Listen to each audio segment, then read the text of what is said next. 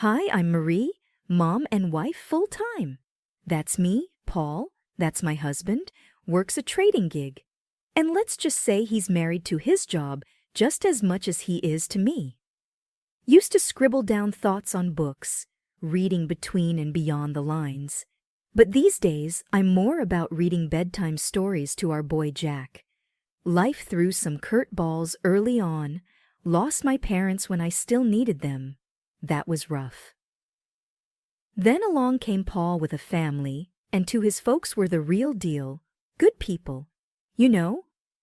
Took me in no questions, made me feel like I finally belonged somewhere again. Been with Paul for years now, since those college days when love seemed to be enough to fill any void. We settled into a rhythm, he at work and me taking care of everything else. But man, did that rhythm skip and stumble when Jack came into the picture. Paul changed, or maybe this was always him just waiting for a reason to surface. He'd come home on a Friday night with a few too many drinks in him, loose-lipped and surly. "You gotta start shedding that weight, Marie." He'd snipe after slipping off his tie. "You barely fit in those jeans anymore." I'd be lying if I said it didn't hurt, but I told myself to brush it off, toughen up. Maybe he'd cool down by morning, but mornings just brought hangovers and silence until the next round.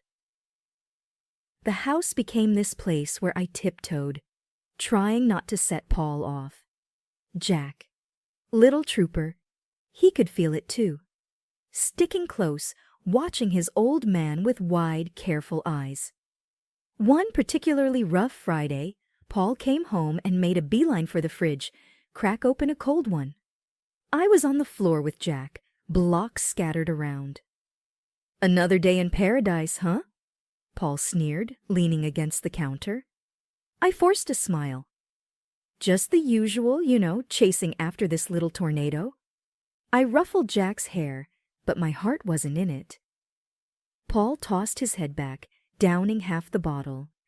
"Maybe put some of that energy into a workout routine, eh?" I bit my tongue, counting to 10 in my head. "I'll look into it," was all I managed, shuffling Jack into his pile of toys. Anything to escape the cutting edge in Paul's tone.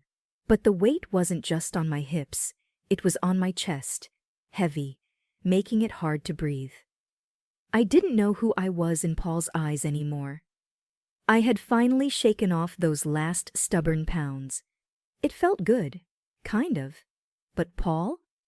Well, he had a talent for finding flaws. My sweats and baggy tees were the new target. "Jesus, Marie, you dress like you're living at the gym. When was the last time you dressed up? Remember how you used to look?" There he was, leaning on the doorframe with that look that said everything his words didn't. "I do," I sighed, rolling my eyes. "Well, unless my husband starts taking meetings at the playground or the grocery store, I think I'll stick with practical." He shook his head, chuckling without humor. "You used to care, Marie." His voice trailed off as he wandered back toward the living room, his disapproval hanging in the air like a bad smell. Then there was Jack, our boy, trying to navigate the shaky terrain between us. I was teaching him please and thank you, thinking manners mattered.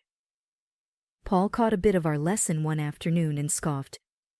"Look at you, teaching him to be Mr. Manners. You want him to get trampled on?" "Manners are important, Paul. It's about respect," I said, trying to keep my voice even. "Respect is earned, not politeness. Be last," he shot back. "He needs to toughen up, not be some yes please pushover." Then the whole freeloader thing started. One night, Paul came home to Saw, looking like he had won and lost the same fight. "Nice day?" he asked, sarcasm heavy as he glanced around what I'd come to see as our minefield of a home. I put down Jack's toy and braced for what was coming. Just the same, dealing with tantrums and spills. How was work? Paul's laugh was short and sharp. "Work? Oh, it was just Dandy, supporting a parasite. My cheeks burned. Excuse me, my voice was a little too loud. Jack's eyes flitted from me to Paul, sensing the shift. A parasite, Marie? I work, you play house? He said, each word pointed and heavy. That's the thanks I get? I am raising our child, Paul. Your child. That's work. That's vital, I said, my voice rising now too. Jack started fussing then, picking up on the tension. I swept him up into my arms, trying to shield him from the fallout. Paul had a knack for knowing when he pushed too far, and his next words were more measured. Marie, I go out there and deal with sharks all day. Come home and what? I don't know, something different. I can't be your one-man show, Paul, I said softly, trying to diffuse the bomb that our marriage had become. I'm here, juggling a million things for us, for Jack. We looked at each other then, really looked, and I wondered if he saw the plea in my eyes, that, help me, back me up, be with me, that I felt screaming inside. But he turned away, the finality of his silence telling me that no, he didn't see. He didn't want to. One day, the disrespect boiled over. Jack scrunched up his little face and called me a name. A real zinger he got from Paul. You're just a lazy bum, he had hurled at me, his tiny voice bitter and angry. I felt like I'd been slapped. What, Jack? No, you can't say that, I stumbled, shocked. He folded his arms, stubborn as his dad. Dad says it, so can I. That was the last straw. When Paul got home, I was waiting, steaming like a forgotten kettle. You know what your son called me today? I laid into him without waiting for an answer. Paul dropped his keys on the counter and chuckled, clearly not seeing the line had been crossed. What did he say? The truth. I tossed his words over my shoulder as he walked to the fridge, his casualness like acid on my skin. Is that funny to you? I was shouting now. My usual restraint snapped tight as a dry twig. Your son is calling me names, Paul. I leaned against the kitchen counter, beer in hand, a smirk blooming on his face. Oh, come on, Marie. Kid's got to learn to stand his ground. I was staring at him, hands balled into fists by disrespecting his mother. He shrugged, a lazy lift of his shoulders that sent me teetering on the edge. You're too soft on him, look. He's getting some spine. My voice shot up another octave. Spine. He grinned and ruffled Jack's hair. Ain't that right, champ? I turned to Jack, who was looking at us with eyes that were too old for his face. Jack, listen to me. What you said to me this morning was wrong. You can't talk to people like that. Jack's chin jutted out, defiant and stubborn. But Dad... I don't care what Dad says. You listen to your mom. I cut him off, my heart beating like a drum. I was desperate for him not to follow in Paul's footsteps. But Paul wasn't letting it go. The boy's got to learn to speak up. World's not going to hand him anything. You keep coddling him. He'll end up... I get it, all right? I get it. I cut him off, feeling the weight of his words like a physical thing on my chest. But there's a line. You don't get it, do you? Paul threw up his hands, that ugly smirk still there. Whatever, Marie, you make mountains out of molehills. I turned from him, that burning in my chest now a churning mess. This is not how I want our son to grow up. This disrespect ends now. It ends here. Paul just took a swig of his beer, and I knew right then my words were just bouncing off him. I looked at Jack, really looked at him.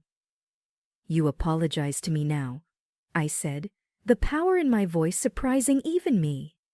Jack's eyes darted between me and Paul, but he knew that tone. Sorry, Mom. The word was small, almost lost in the kitchen, but it was there, and it was a start. I moved closer to Jack, knelt down so I was at level with him. Thank you. We treat each other with respect in this house. You got it?" Paul snorted behind me, but I ignored him. Jack nodded, a hint of my boy peeking through that new sullen shadow he wore. It was a crack in the wall Paul was building around him. A crack, but also a starting point. I stood up, squared my shoulders. "We're going to fix this, Jack. No more name-calling, no more disrespect. We're better than that." I took Jack's hand, and we left the room, leaving Paul and his smugness behind us. I stood there on the sidewalk, my phone shaking in my hand. It was one of those moments where your gut ties up in knots.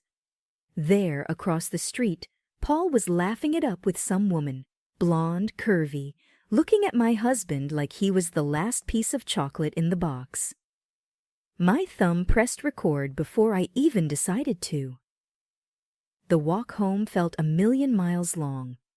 A part of me hoped it was a misunderstanding, but deep down, I knew. Back in our kitchen, I threw my keys on the counter. Paul was sitting there with a beer like he always did, but today, the sight of him made me sick. Without a word, I tossed my phone on the table in front of him, the video playing. "Care to explain?" Paul looked at the screen, his eyes going hard when he saw what was on it. He muted it, placed it calmly on the counter, and then looked straight at me. "Yeah, she's beautiful," he said, his voice dripping venom. "You used to be like that."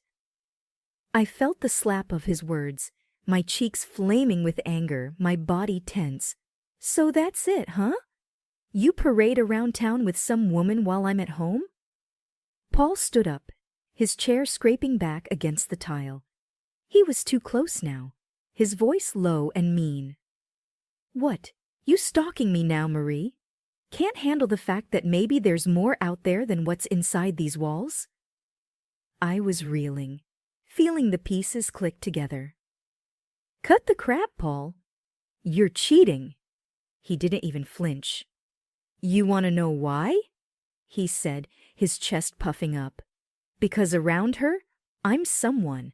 Not just the guy who pays the bills or the bad guy, 'cause he ain't Mr. Rogers."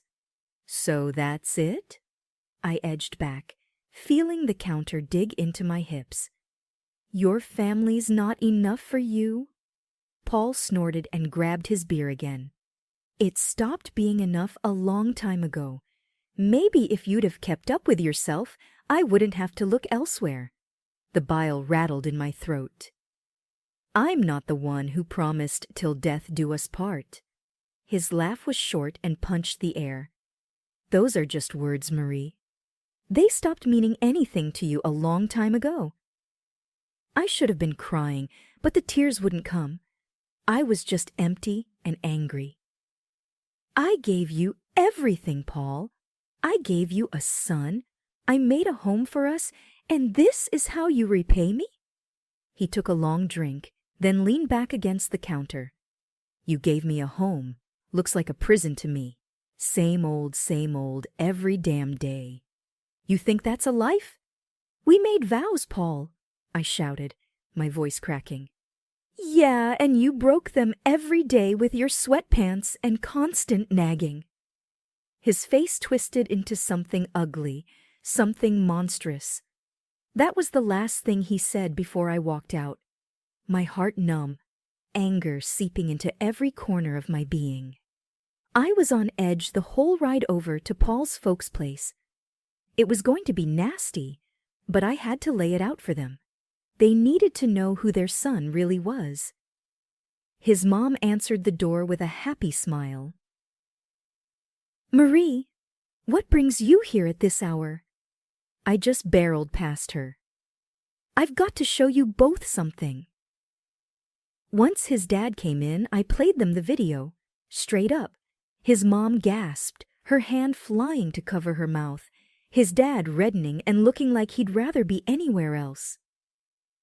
"He's got to stop this nonsense now," he barked at me. And like that, all hell broke loose. That night, back at our place, Paul kicked off as soon as I walked in.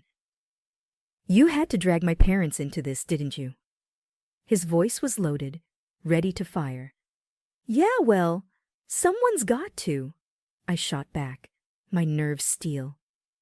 He was a storm brewing with a step towards me, his hand raised, but he didn't get far. "You're bad." Jack's voice cut through, strong and braver than any of us. Paul stopped stone cold. Paul's hand dropped and his mask slipped for a second, shock in his eyes, but then he hardened up again, cold as steel. "I want you out," he said, spitting the words like they were sour. "Take the kid and go." So we went, with Jack's hand in mine. I didn't look back. Bags thrown in the back of the car, we headed for the city, miles of road unwinding like my thoughts. The luxury house was something else, my unexpected inheritance. 2 stories, white columns, and a porch you could throw a party on, all waiting in another city, away from everything that had gone wrong. None of my folks, not even a whisker of Paul or his clan, had ever set eyes on it. When we pulled up to this grand house, Jack's face pressed to the window, eyes as wide as the moon. "Is this a castle?" His voice was a whisper, almost lost in the vastness of it all. "Something like that," I said, a laugh escaping me for the first time in I couldn't even remember. We stepped into that house, our new beginning. It was silent, safe for the echo of our footsteps on the marble floors, bouncing off the high ceilings, crowned with crystal chandeliers. The furniture was swanky, left behind by folks I wished had lasted a lifetime longer. I plopped down on a couch soft as clouds, and finally, Jack's laughter filled the rooms. The sound of it was more luxurious than anything else in this place. We explored room after room, Jack running ahead like he was leading a parade. Each new door opened to a room grander than the last. "I call the biggest one," he declared, claiming a bedroom that overlooked a garden already blooming with the promise of spring. Laying him down to bed that night, the day finally caught up with me. My eyes burned with the tiredness of it all. But looking around at the high ceilings, the gold trimming catching moonlight, I knew we were worlds away from where we started. Sitting there in the quiet of a room too nice for today's shadows, I whispered into the darkness, "We made it, kiddo." Life in the big house slowly shed the shadows of the past. Jack's giggles filled the halls more than the echoes of old fears. Most days, it felt like we had always been there, just the 2 of us in our new safe haven. The house, with its silent strength, was keeping the world at bay. Until the day Paul showed up, uninvited and unwelcome. He was at the door in a storm of anger. I opened it, and there he was, looking like trouble had followed him around. "You can't just disappear with my son, Marie." I leaned against the doorframe unfazed. "He's my son too, and I didn't disappear. I moved on." Paul's scowl deepened. He glanced around, taking in the opulence of the place with wide, disbelieving eyes. "How can you afford this? I know you don't make this kind of dough." I had to bite the inside of my cheek to keep from smiling. "Well, turns out I had a little left over each month. Who knew?" He raised an eyebrow, a sly accusation in his gaze. "And I'm struggling to cover rent for that old place by myself. It's damn near impossible now that they jacked up the price." I shook my head. He always was good at playing the martyr. "That's not my problem anymore, Paul. I've been using my own savings to cover the gap in the rent for years. Savings that, thank God, I don't need to bleed dry for that house anymore." The greed in his eyes flared up like wildfire. "What? And you're living here in luxury while I—" "Stop right there," I cut in. "This isn't your concern. This, I motioned to the grand house behind me, is mine. Mine and Jack's. Paul took a step forward, but I didn't back down. Look, I came here to fix things. I'm saying I forgive you for all this sneaking around. His audacity almost knocked the wind out of me, but I had a little surprise that would put the brakes on his charade. From behind the door, I pulled out the divorce papers and slapped them into his chest. And here's what I'm saying. We're done. He looked as if I'd slapped him with a physical hand, his face twisting through confusion, rage, and then settling on calculating desperation. You can't do this. What about Jack? I stood taller, my resolve like iron. I'm doing it for Jack. He doesn't need this chaos you bring. Sign the papers, Paul. It's over. He glanced from the papers to me, then back again, his posture deflating slightly. You'll regret this. You can't make it alone, he said. That's where you're wrong. I smiled. Not from humor, but from a deep-seated confidence. I'm already making it, and without you. We're doing more than just fine. We're thriving. With a shake of his head, Paul looked like he wanted to say more, but he didn't. Instead, he turned on his heel and strode away, clutching the papers like they were a snake that could bite. Once he was gone, the house seemed to exhale with me. I closed the door gently, turning back to the life I had fought so hard for. Life had a way of tossing stuff at you hard and fast. It was Thursday, the kind of day that should have been easy, but it wasn't. We shelved dinner for a bit, setting up ramps out of old books and watching the Lego car stupidly do flips and land upside down. Jack's laugh was infectious, the sort that wiped clean the worry lines off my face. His enthusiasm was a reminder that amid all the crap, there was still good, simple, unadulterated good. Then it came, a banging on the door that made my stomach drop and my face lose all its motherly warmth. Paul had a knack for bad timing and worse entrances. I pulled the door open, and there he was, looking like Traubel had followed him around. You can't just disappear with my son, Mary, he said. Jack peered from behind me, a knight in Lego armor. Hey, screw off, Paul. Don't talk to my mom like that. Jack's voice cut through, strong and braver than any of us. Paul's face turned a nice shade of tomato. The hell? You let him talk like that? Paul's anger was something else, a storm that had nowhere to go. You think you're smart, huh? Talking to your old man like that? Jack squared his shoulders, a small David to Paul's Goliath. Don't gotta think I know it. Mom knows it, he said. Paul opened his mouth, but nothing came out. Jack was staring him down, waiting. This was no place for Paul anymore, no place for his bluster and noise. After a tense moment, Paul shook his head, muttered something under his breath, and stormed off the porch. Jack turned to me with this look, the kind of look that said, "We got this." I nodded, all the agreement he needed. We went back to boiling pasta and racing Lego cars. That's how we do it, simple. Nothing fancy. We just keep on.